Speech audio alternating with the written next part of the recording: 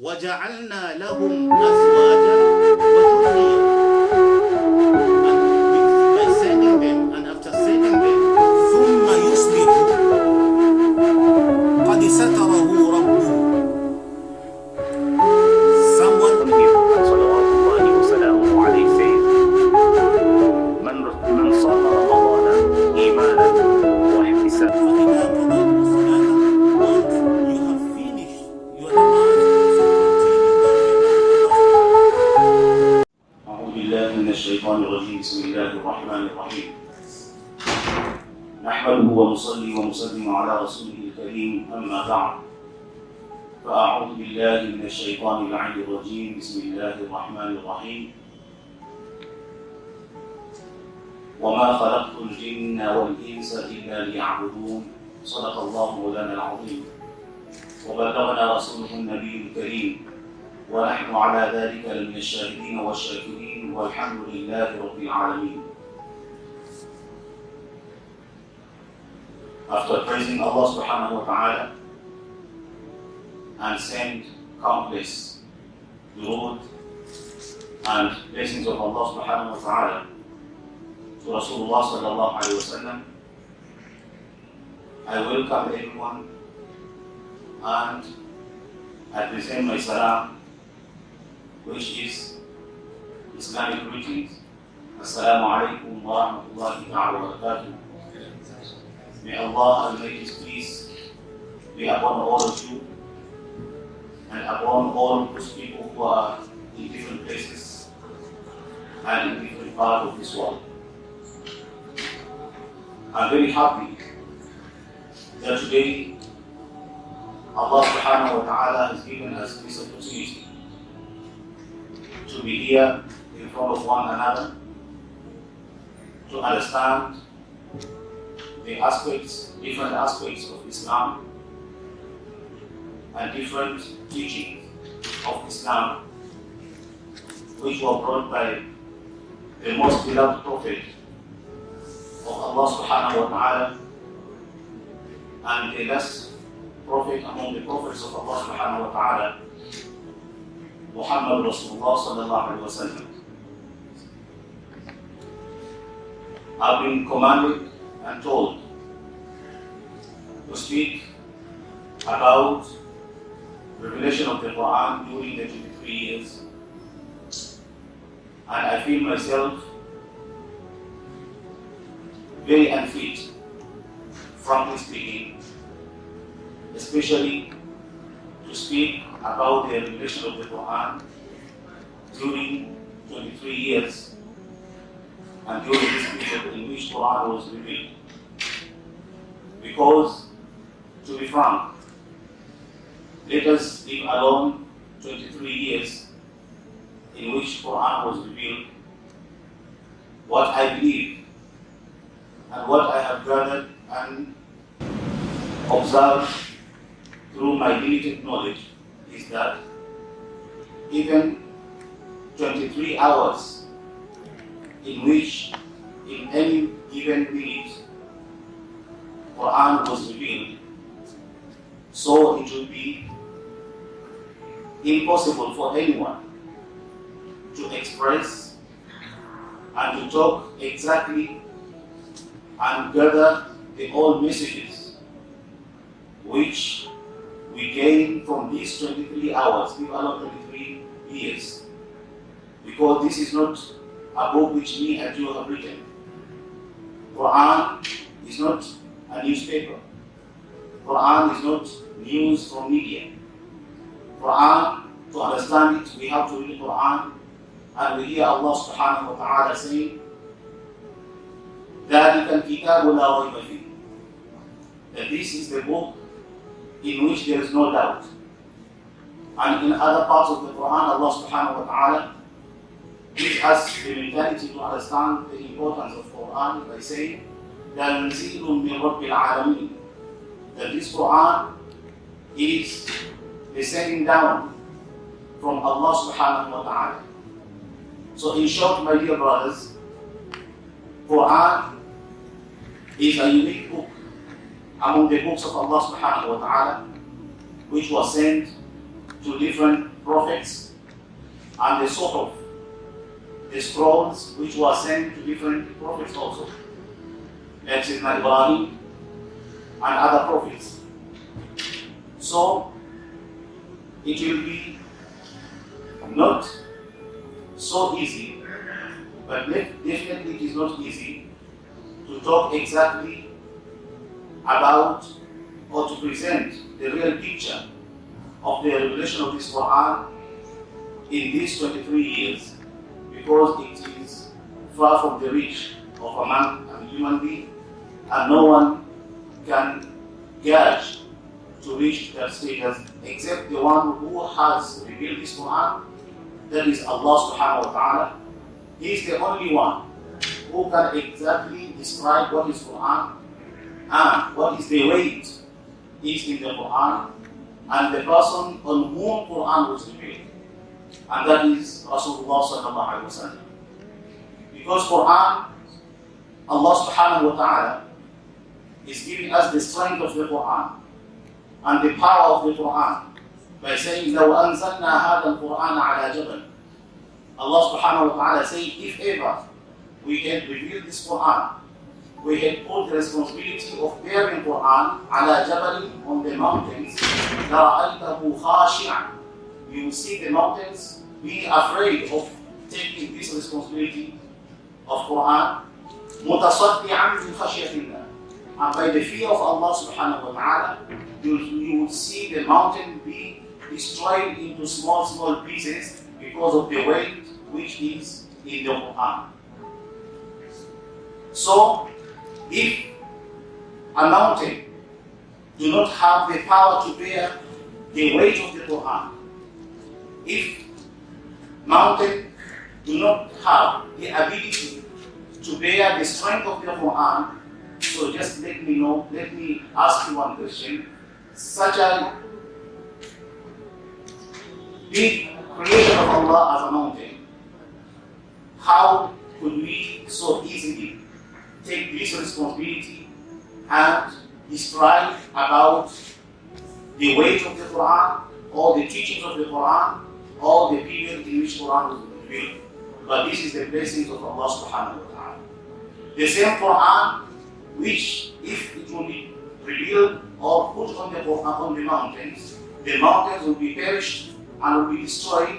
The same Quran Allah subhanahu wa ta'ala has revealed it on a human being, the most perfect human being, the most excellent human being, the most superb human being, that is Rasulullah sallallahu alaihi wasallam. The mountains and other creations of Allah subhanahu wa ta'ala could not be able to bear this Quran. Allah subhanahu wa ta'ala says, إِنَّا عَرَضْنَا الْأَمَانَةَ عَلَى السَّمَاوَاتِ وَالْأَرْضِ.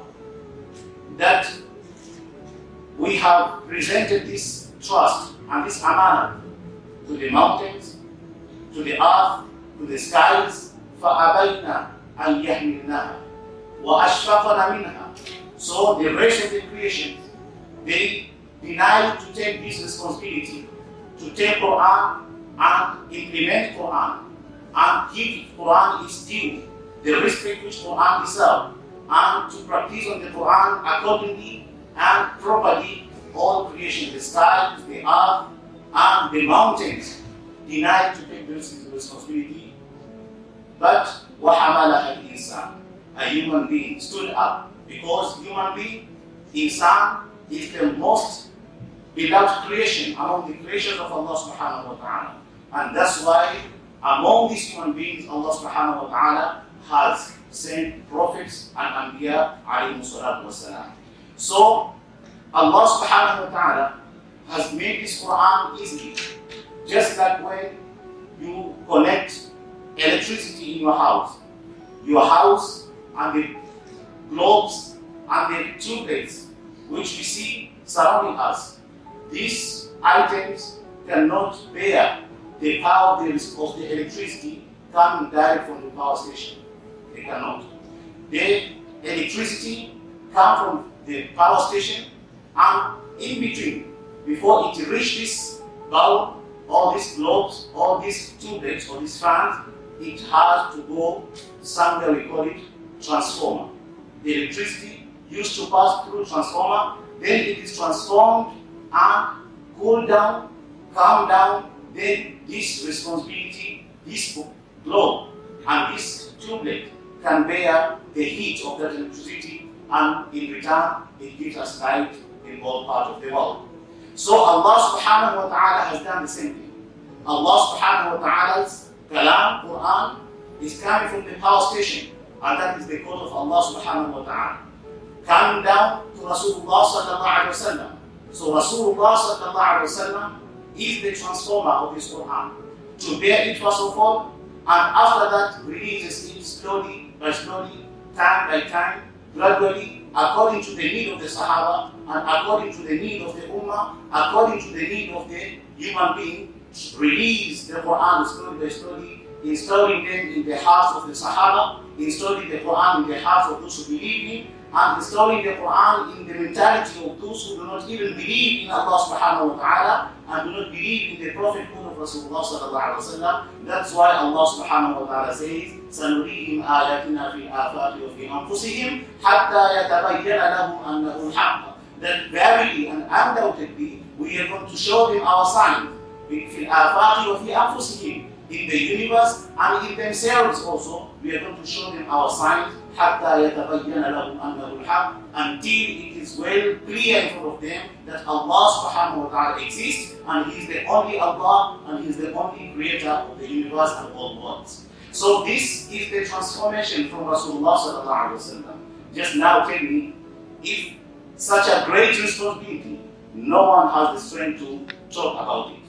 But as far as it is the role of this court here, of this call, so I just want to share some few words concerning the revelation of the Quran in the 23 years time of Rasulullah sallallahu alaihi wasallam. And in these few words, I'll pick and choose some very important issues which today we need, and we have in one way neglected them. As Muslims, of course, we should not do that, but as general human beings, we should pay concentration to the Quran, because Quran is the code of the life. There's no single matter in our life in which we can live without having the solution from the Holy Quran, Book of Allah subhanahu wa ta'ala. And Rasulullah sallallahu alaihi wasallam has sent to us as example, and as someone who has come to you to guide you and to show you the solution of your problems. And that's what Rasulullah Allah subhanahu wa ta'ala says, لَقَدْ كَانَ لَكُمْ فِي رَسُولِ اللَّهِ أُسْوَةٌ حَسَنَةٌ. You have a very good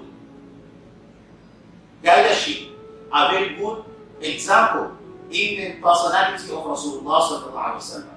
في رسول الله, in the life of Rasulullah sallallahu alaihi wasallam, in the physical life of Rasulullah sallallahu alaihi wasallam, in the demise life of Rasulullah sallallahu alaihi wasallam, in the sayings of Rasulullah sallallahu alaihi wasallam, in the actions of Rasulullah sallallahu alaihi wasallam. In short, there is no a single point of life of Rasulullah sallallahu alaihi wasallam in which we do not get example to guide us and to show us the bright way and the bright future in our life.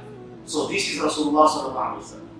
My dear brothers, when we come back to the first revelation to Rasulullah sallallahu alaihi wasallam, the physical revelation to Rasulullah sallallahu alaihi wasallam, I say physical because we do understand and we know very well that before this physical revelation of Rasulullah sallallahu alaihi wasallam, Rasulullah sallallahu alaihi wasallam used to receive divine inspiration from Allah subhanahu wa ta'ala in form of dreams, and he used to sleep in the night dreaming that he's doing something or he's being informed something, and in the daytime he found that true and as it was informed to him when he was sleeping.